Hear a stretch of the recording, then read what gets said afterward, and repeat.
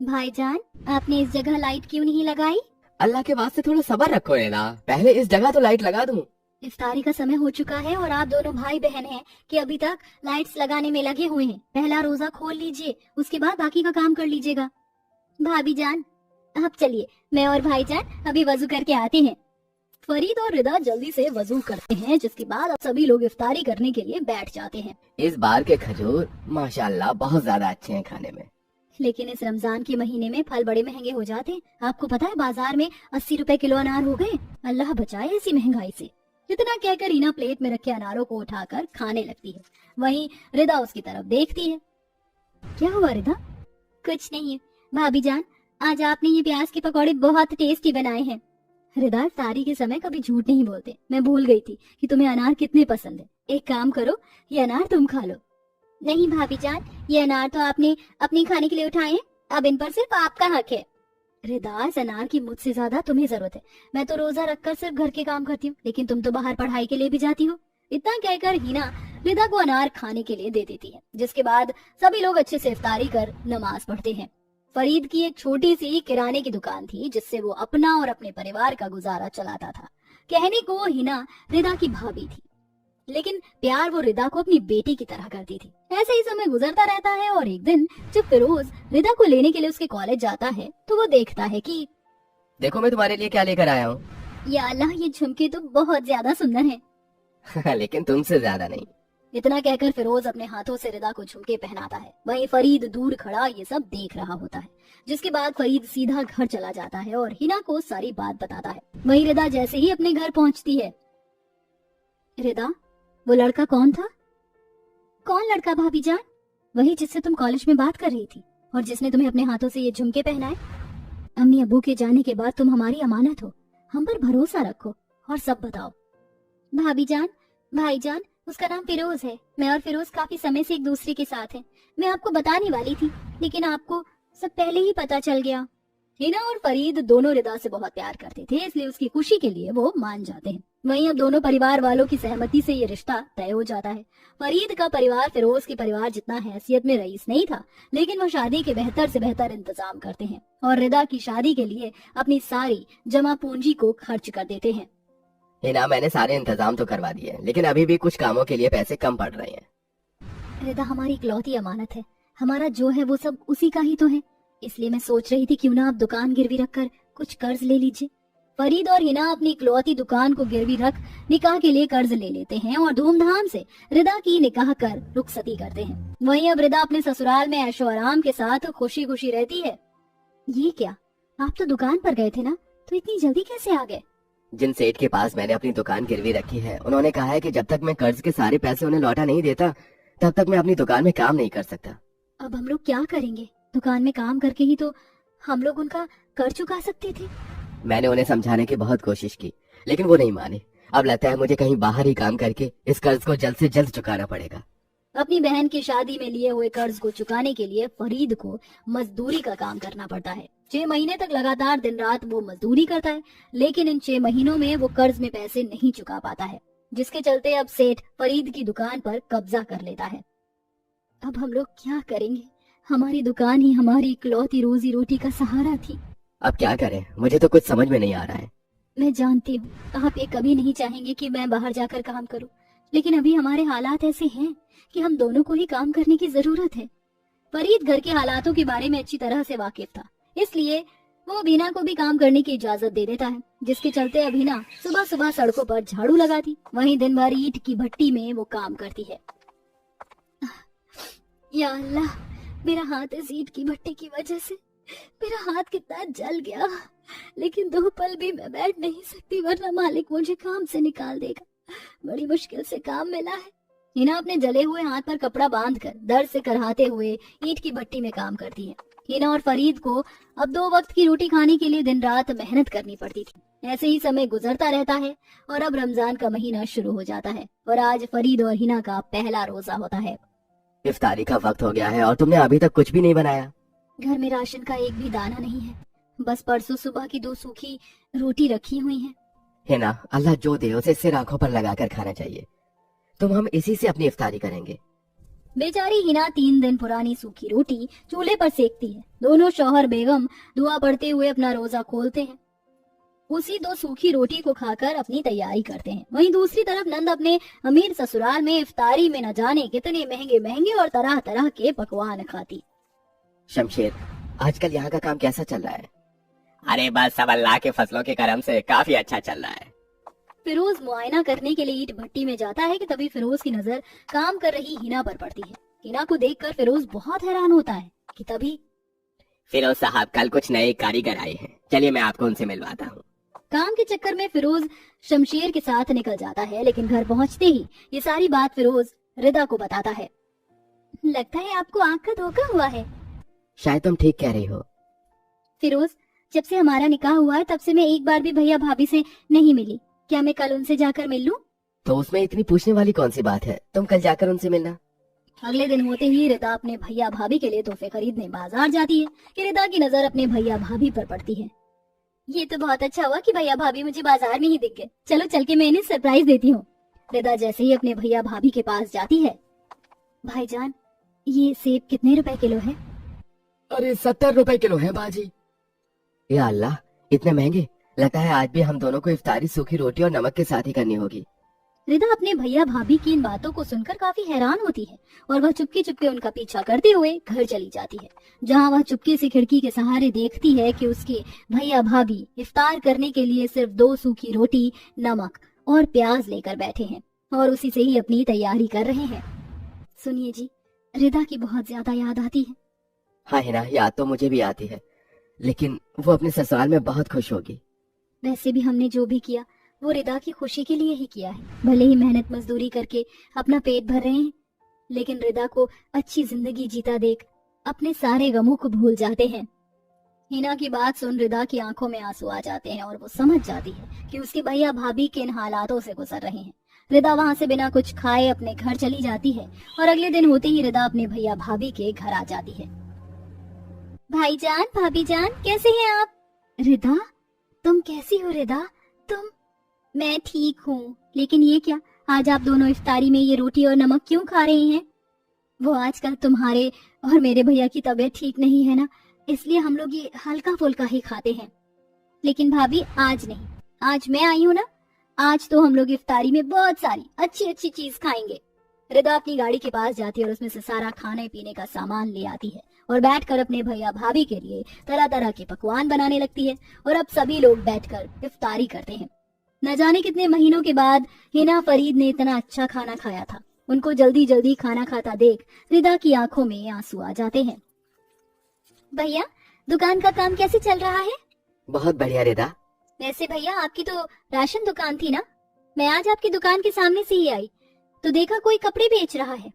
रिदा की बात सुन के फरीद जवाब नहीं दे पाता, जिसके बाद हिना रोते हुए रिदा को सब बात बता देती है। भाभी जान, मैं ये सब पहले ही जान चुकी थी। आप लोगों ने मेरे लिए कितनी कुर्बानियां दी। मैं आप दोनों को ऐसी हालत में अब और नहीं देख सकती। मैं फिरोज से कहकर दुकान वापस ले लूंगी। नहीं मेरी बहन, हमारे यहाँ तो लड़के के घर का पानी पीना भी पीना मना है, तो हम तुमसे वो दुकान कैसे ले सकते हैं?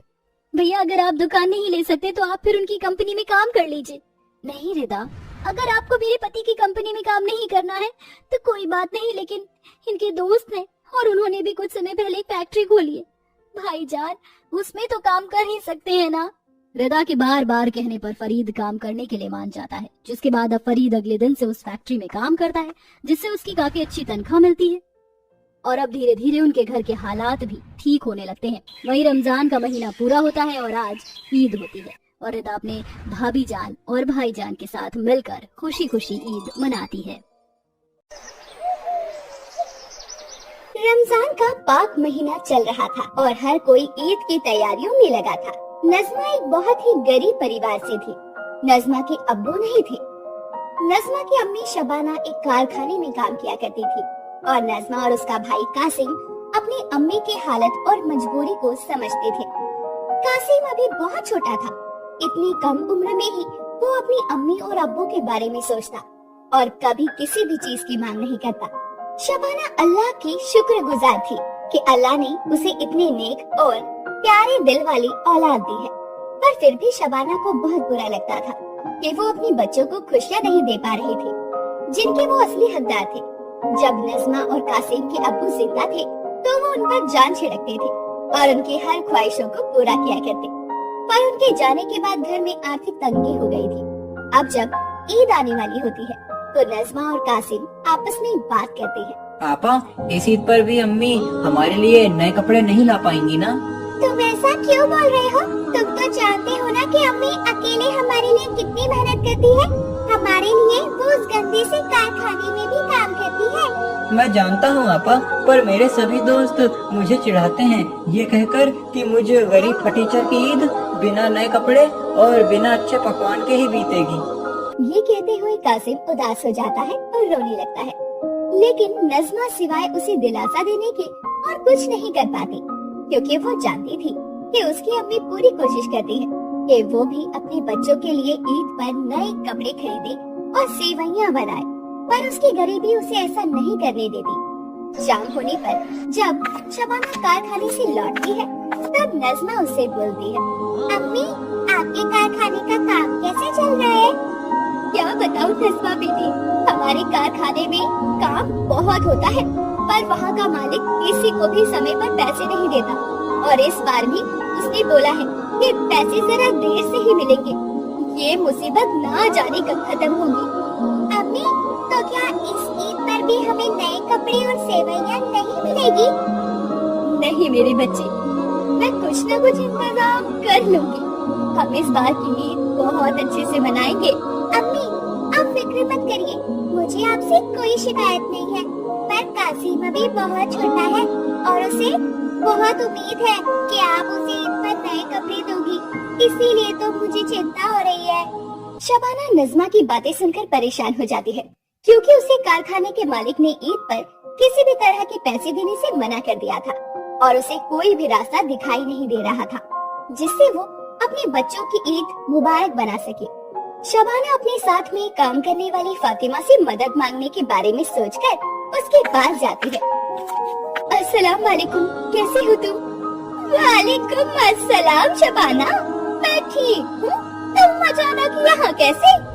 फातिमा, अगर तुम किसी काम में मशरूफ ना हो तो मुझे थोड़ी मदद चाहिए। और कैसी मदद शबाना? तुम तो जानती हो कि ईद आने वाली है और कारखाने के मालिक ने तनख्वाह देर से देने को बोला है। ऐसे में मुझे कुछ भी समझ नहीं आ रहा कि मैं क्या करूं। अरे शबाना, तुम फिक्र मत करो, मेरे शौहर जहाँ काम करते हैं वो लोग बहुत रईस हैं और ईद के दिन उनके यहाँ बहुत बड़ा जश्न भी है, तो उन्हें काम के लिए ज्यादा लोगों की जरूरत है जो उनके मेहमानों की मेहमान नवाजी कर सके। मैं भी वही जाने वाली हूँ, तुम भी हमारे साथ ही चलना, कुछ पैसों की मदद तो हो जाएगी। सही कह रही हो तुम, बहुत बहुत शुक्रिया फातिमा, मैं भी चलूंगी तुम्हारे साथ। अगले दिन फातिमा का शौहर जमाल फातिमा और शबाना को लेकर अपने मालिक के घर जाता है और उसके मालिक उन्हें वहाँ काम के लिए रख लेते हैं।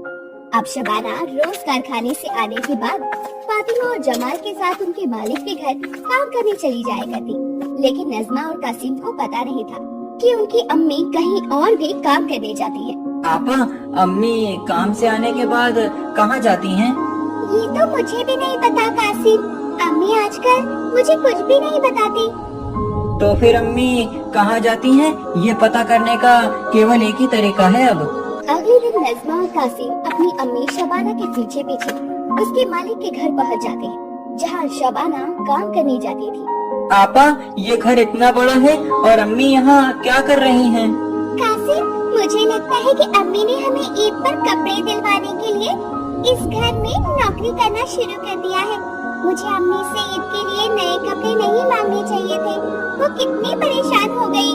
वो सब छोड़ो पापा, चलो ना, मुझे अंदर जाकर देखना है। नहीं कासिम, अगर अम्मी को पता चला कि हम उनका पीछा करते यहाँ तक आ गए तो उन्हें बहुत बुरा लगेगा।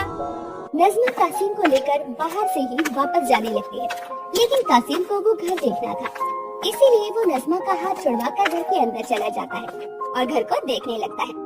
तभी वहाँ काम कर रही फातिमा कासिम को देख लेती है और शबाना को जाकर बताती है, या अल्लाह शबाना, तुम यहाँ बेफिक्र होकर कामों में लगी हो और वहाँ तुम्हारे बच्चे यहाँ तक आ गए। सरिया मैडम ने देख लिया तो तुम्हारे साथ साथ मेरी और मेरे शौहर की भी नौकरी चली जाएगी। ये सुनते ही शबाना फातिमा के साथ भागते हुए हॉल में जाकर देखती है तो उनके मालिक हुसैन साहब वहाँ बैठे थे और उनकी बेगम नूरी के साथ कासिम भी उनके पास बैठा था। अब तो फातिमा और शबाना का हलक ही सूख जाता है और दोनों अल्लाह को याद करते हुए धीरे से जाकर बोलते हैं, मैडम मुझे माफ कर दीजिए, ये मेरा बेटा है और नासमझी में यहाँ चला आया। शबाना तुम डर क्यों रही हो? कासिम तो बहुत ही प्यारा बच्चा है और इसने ऐसा कोई काम नहीं किया है जिसके लिए उसे या तुम्हें कोई सजा दी जाए।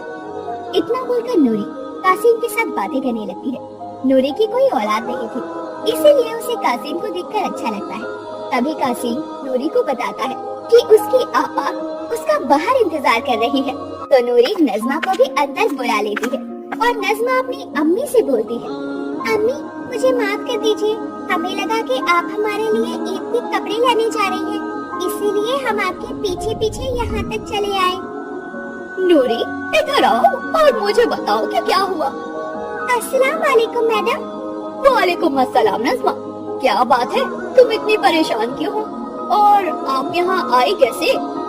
मैडम हमारी अम्मी हमारे लिए ईद के कपड़े और मिठाइयाँ लाने के लिए दिन रात मेहनत करती है। हम लोग बहुत गरीब हैं, इसीलिए सभी हमारा मजाक बनाते हैं। मैंने अम्मी से ईद पर नए कपड़े लाने को कहा था, इसीलिए मेरी अम्मी को यहाँ काम करने आना पड़ा। शबाना तुमने हमें ये बात पहले क्यों नहीं बताई? मैडम ये तो बच्ची है, इसे नहीं पता कि ये क्या बोल रही है। ये मुझसे बहुत प्यार करती है, इसीलिए ये सब बोल रही है। लेकिन मैं वादा करती हूँ आज के बाद आपको शिकायत का कोई भी मौका नहीं मिलेगा। अरे कोई बात नहीं शबाना, तुम अपना काम करो, तुम्हारे बच्चे मेरे साथ बैठे हैं। नूरी शबाना के बच्चों के साथ बहुत देर तक बातें करती है और शाम होने पर नूरी उन बच्चों को खूब सारी चॉकलेट और खाने की चीजें देकर घर भेज देती है और आखिरकार ईद का मुबारक दिन आता है और सभी नए कपड़े पहनकर ईद मनाते हैं। पर शबाना और उसके बच्चे उस दिन भी उदास होकर घर में बैठे होते हैं। अम्मी इस ईद पर भी हमें नए कपड़े नहीं मिले, मैं घर के बाहर नहीं जाऊंगा वरना मेरे दोस्त मेरा मजाक बनाएंगे। कासिम तुम चिंता मत करो, अल्लाह सब देखते हैं, इस बार नहीं तो अगली बार हमारी ईद भी अच्छी होगी। तभी उनके दरवाजे पर कोई आता है और नज़मा जाकर दरवाजा खोलती है। अस्सलाम वालेकुम नूरी मैडम।